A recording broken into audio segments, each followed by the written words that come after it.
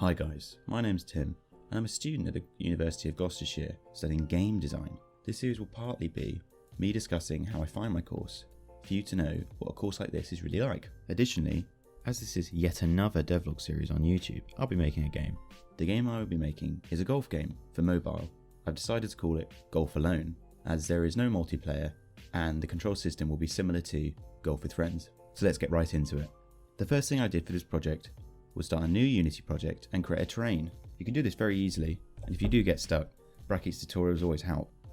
After this, I put a ball into the world and then actually needed help with the programming. I'm very new to game development, so this series will partly be my journey of learning new things. This series has partly been inspired by all the other devlogs that have started out there, by other YouTubers. For a long time I've watched them and always been inspired to make my own, but never really got round to it. But I thought this is as good a time as any to get started. After setting up the ball into the scene, I knew that I had to get a camera onto it, so if I added a force onto the ball, the camera would follow it. But quickly I discovered that if you use the Unity hierarchy system, you can actually put a camera as a child object onto the ball.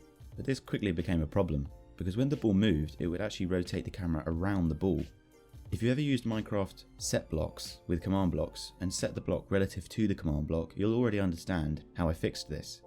I worked out a similar bit of code that would allow me to do this. This piece of code allows you to position the camera a set distance away from the ball, but do it every single frame. So even if the ball is moving, the camera is always looking above it in third person. After this, I had to work out how to add force onto the ball, another Brackett's tutorial later, and I worked it out that you needed to push it through adding force to the rigid body. What's a rigid body, you may ask? In physics, rigid bodies enable your game solid body in which deformation is zero and control in physics. A rigid body is a solid body general theory in zero dimension remains constant so it is difficult to identify that on a rigid body remains. Next time, don't ask. After I got this set up, I was already pretty proud of myself.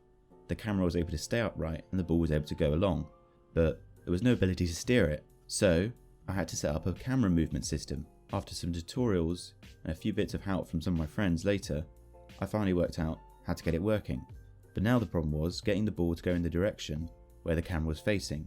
After some hardcore programming. Step 1. Identify the target and its flaws. There are always flaws. Now I could click on the ball and it would be pushed with a force and it would go in the direction that the camera was facing, and you could change the direction that the camera was facing. Whoa, it's already a game already.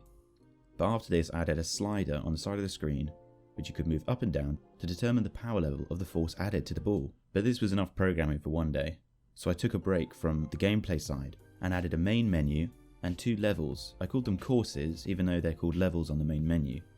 The hope is that when the game is complete, the player will be able to individually click on each level or hole under one course.